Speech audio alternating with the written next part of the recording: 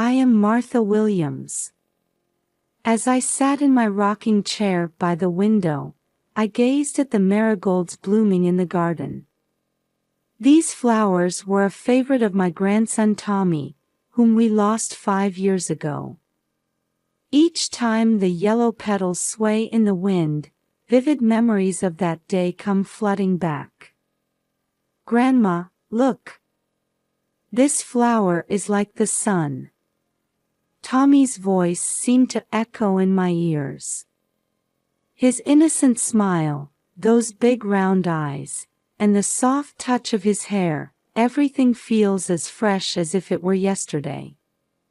My son Michael, his wife Jennifer, and 5-year-old Tommy lived in Maplewood, the next town over.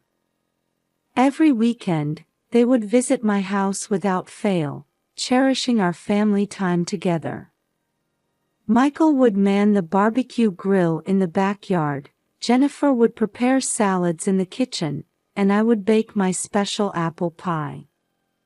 Tommy always followed me around, his eyes full of curiosity. Grandma, teach me how to make it next time. Tommy would say, and I'd smile and nod. Of course, we'll make it together when you're a bit older. Those happy days changed completely after that day. On July 15, 2018, Michael and Tommy went on a father-son hiking trip to Delaware Water Gap National Recreation Area in New Jersey, but they never returned. At first, we thought they had just gotten lost. Their car was found in the trailhead parking lot, and rangers and local police began searching. Jennifer and I visited the ranger station almost daily. They'll be fine, I kept telling Jennifer with a trembling voice.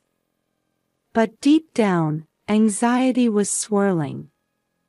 On the 4th day of the search, news came that the search had been temporarily suspended due to bad weather. That night, Jennifer and I prayed together at the local St. Joseph's Church. God, please keep them safe, our prayers echoed in the quiet church. However, as days passed, hope gradually faded.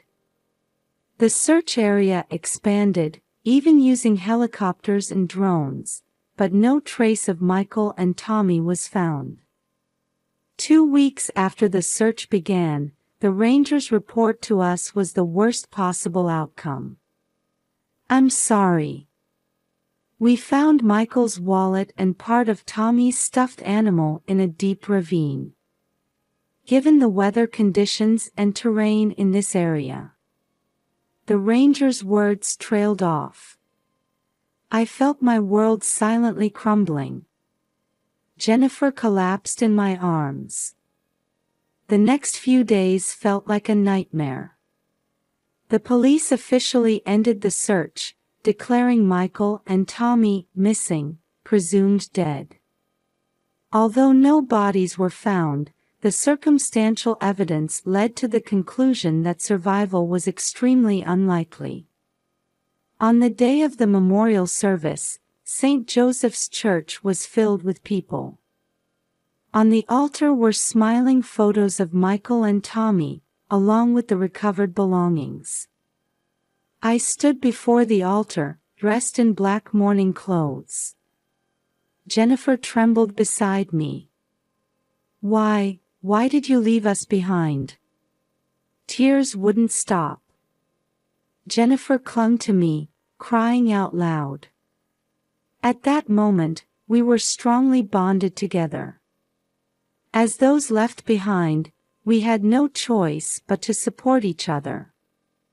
After the memorial service, Jennifer was about to return to her parents' home, but I stopped her. Stay here. You're my daughter now. She nodded tearfully. From then on, we began a new life, healing each other's wounds. In the days of grief, Jennifer's presence was my only solace. Sometimes, I would wake up in the middle of the night and sneak into Tommy's room. There, his mementos remained untouched.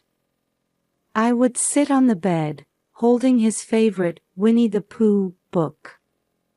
I could still feel the warmth of when I used to read it to Tommy. "Tommy, Grandma will never forget you," I whispered, quietly shedding tears. They say grief eases with time, but my feelings for the lost family only grew stronger day by day. 5 years have passed. Jennifer and I have lived supporting each other. Jennifer started working as a teacher at a local elementary school, and I continue volunteer work at the community center. On the surface, we might seem to be living a normal life. But deep down, there's always the thought of the family we lost that day. Every time the marigolds sway in the wind, I let out a small sigh. "Tommy, Michael, where are you?" I whispered, quietly closing my eyes. Somewhere in my heart, I felt that the journey to find my lost family wasn't over yet. In the kitchen bathed in morning light, I was brewing coffee as usual. Outside the window, maple leaves were beginning to change color, heralding the arrival of autumn. 5 years have passed, seasons have turned, and time continues to flow. "Good morning, Martha," Jennifer's voice made me turn around. She was already dressed for work, her hair neatly tied back, wearing a white blouse and navy skirt. It's her 3rd year teaching at the local elementary school. Her eyes were slowly regaining their former sparkle. "Good morning, Jenny." "Have a good day," I handed her a warm cup of coffee. Jennifer smiled gratefully, took a sip, and said, "Thanks. I'll be home late tonight. There's a PTA meeting." "I understand. I'll leave dinner in the fridge for you." After Jennifer left, I checked my schedule for the day. Tuesday is volunteer day at the local food bank. Distributing food to impoverished families and the elderly has given me a sense of purpose. At the food bank, I spent a busy day as usual. Sorting food, distributing it, and chatting with visitors. Especially when I see young mothers with children, I tend to engage in long conversations. I can't help but see Tommy's face in theirs. "Thank you for your help today, Mrs. Williams," Jeanette, the supervisor, called out to me. "No, thank you. I'll be back on Thursday." When I returned home, the sun was already setting.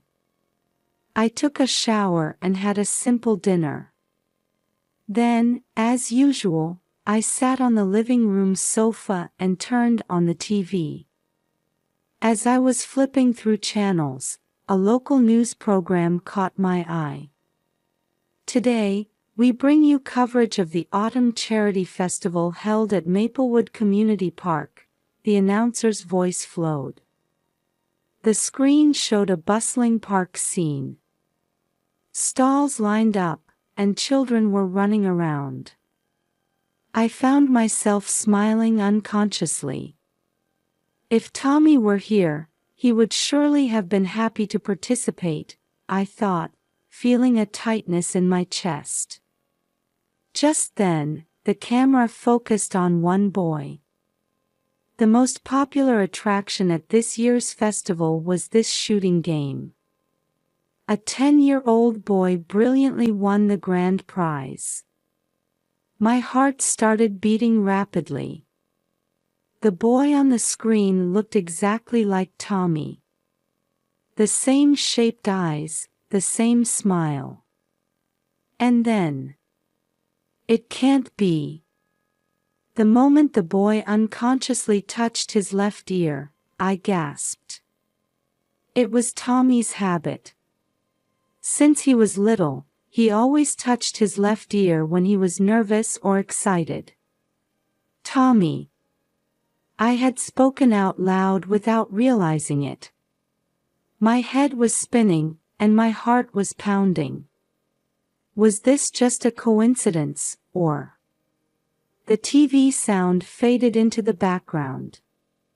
My vision blurred slightly, and my breathing became shallow. I tried desperately to calm myself down. Stay calm, Martha. Stay calm. I took deep breaths repeatedly, gradually regaining my composure. However, deep inside, a violent wave was swirling. Hope and anxiety, joy and fear. Conflicting emotions were surging. I picked up my smartphone and, with trembling fingers, called Jennifer. Jenny, we need to talk when you get back. What's wrong? Martha, your voice is shaking. It's okay. Just, let's talk when you get home. After hanging up, I stared at the TV screen once more. The program had already moved on to another topic, but I couldn't get the image of that boy out of my head. If it really was Tommy. Just thinking about that possibility made my chest ache. But at the same time, a small flame of hope lit up in my heart. For 5 years, Jennifer and I had been seeking the truth. And now, that truth might have appeared before our eyes. The living room clock showed 9 o'clock. About an hour until Jennifer returns. During that time, I replayed the footage in my mind over and over, doubting my own eyes. And I repeatedly ran simulations in my head about what we should do next. Outside the window, stars were beginning to twinkle in the night sky. I prayed quietly. God, if it really is Tommy, please guide us. Jennifer returned home just after 10 p.m. As she entered the doorway, looking tired, I called out to her quietly. Jenny, sit down. We need to talk. Seeing my expression, Jennifer immediately tensed up. After she sat on the living room sofa, I explained in detail about the TV program I had seen last night. About the boy who looked just like Tommy, and his characteristic gesture of touching his ear. Martha. Jennifer's voice was shaking. Do you really think it's Tommy? I don't know. But I think it's worth exploring the possibility. That night, we talked until late. Amidst a mix of anger, sadness, and anticipation for a reunion, we discussed how to face this situation. We should think about Tommy, I said quietly. What's best for him? Jennifer nodded, wiping away tears. Yes, you're right. But I can't forgive Michael. I understand, I put my arm around her shoulders. But meeting Tommy is our first priority. The next morning, we began preparing for our trip to New Hampshire. As we packed clothes into our suitcases, various emotions washed over us. Filling in the 5-year gap won't be easy. But we have no choice but to move forward, step by step. Outside the window, the autumn sunlight was shining brightly. Like the beginning of a new season, our lives were about to enter a new chapter. Amidst a mix of anxiety and anticipation, we took a deep breath, preparing for the journey ahead. A cold autumn wind greeted us as we arrived in the small town in New Hampshire. Trees with changing leaves colored the streets, creating a peaceful atmosphere. However, my and Jennifer's hearts were filled with tension over what was about to unfold. Following Sarah Morrison's instructions, we decided to wait at a town cafe first. Sipping coffee while looking out onto the street through the window. And then, at the promised time, we saw them coming. Michael looked a bit older, but it was definitely him. The woman named Sarah walked beside him, and then, it was Tommy. At 10 years old, he looked different from the 5-year-old in my memory, but the shape of his eyes and the way he walked were undoubtedly his. I heard Jennifer gasp. Tommy. As they entered the cafe, I felt as if the air had frozen. Michael stopped in his tracks when he saw us, his face changing color. Mom. Jenny. His voice was trembling. Tommy looked confused, standing as if hiding behind Michael. I stood up and slowly approached them. Michael, you owe us an explanation. As tension mounted, we sat down at the table. Sarah Morrison was also present, watching over the situation. Michael took a deep sigh and began to speak. I'm sorry. I'll explain everything. He talked about his debts and gambling addiction, his affair with Sarah, and his decision to start a new life. But I couldn't leave Tommy behind. Jennifer was shaking with anger. You ruined our lives. We cried every day for 5 years. Tommy looked confused, alternately looking at the faces of his parents. Michael bowed his head. I know I can't make up for it. But... I interrupted him. Tommy, do you remember me? I'm your grandma. Tommy tilted his head. I'm not sure, but it feels familiar somehow. At those words, tears welled up in my eyes. Jennifer was the same. Tommy, I'm your real mother, Jennifer spoke gently. Confusion and curiosity flickered in Tommy's eyes.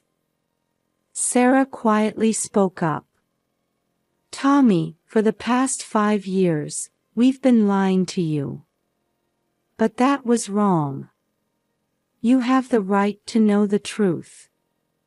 Over the next few hours, we talked, shedding tears and anger, and gradually seeking a path to reconciliation. Tommy seemed to be slowly regaining memories of his real family. I remember Grandma's apple pie. Tommy suddenly said. My heart leaped. Michael and Sarah acknowledged the gravity of their actions and showed their readiness to take legal responsibility. We'll turn ourselves in to the police. And we'll do whatever we can to make amends. Jennifer's expression was complex, but I could feel her anger gradually subsiding. Tommy, what do you want to do? I asked gently. Tommy thought for a moment before answering. I want to be with everyone. But, that's difficult, isn't it? At those words, the adults looked at each other. Indeed, this is not a problem that can be easily solved. However, for Tommy's sake, we must move forward in some way. Let's take it one step at a time, I suggested. First, let's create time for Tommy to spend with his real family. And Michael and Sarah need to face their legal responsibilities. Everyone agreed. This is not an end, but a new beginning. A year has passed since then. In the softly lit hallway of the courthouse on an autumn day, we were waiting for the verdict. Michael and Sarah had been charged with child abduction and faking a disappearance. The sentence was 3 years of actual imprisonment for Michael and 2 years for Sarah. They accepted the verdict calmly. Tommy, in tears, hugged Michael. "Dad, do your best." Jennifer watched this scene with a complex expression.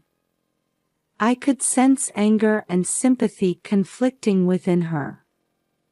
After the sentencing, we began a new life as a family. Jennifer was granted custody of Tommy, and I moved in to live with them.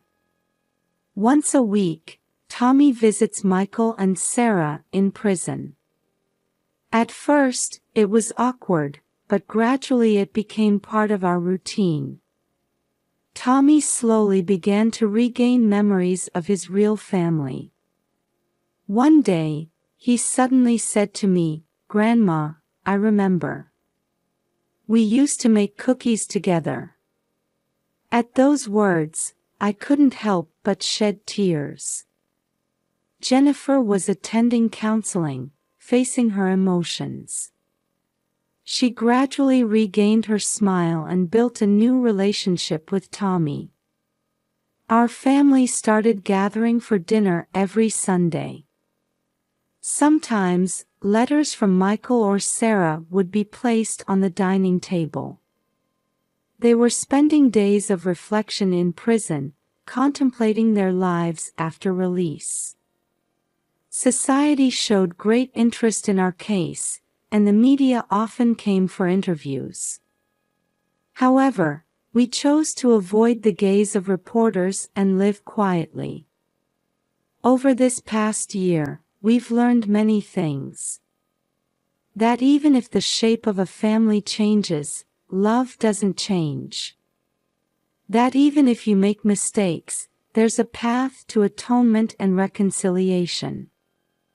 And above all, how important the truth is. Tommy now enjoys school with his friends and has joined a baseball team. Every time I see his smile, I feel that overcoming this ordeal was worth it. Family bonds can sometimes seem on the verge of breaking, but they can be repaired and made even stronger. Our story has only just begun. We intend to continue walking forward with love and understanding.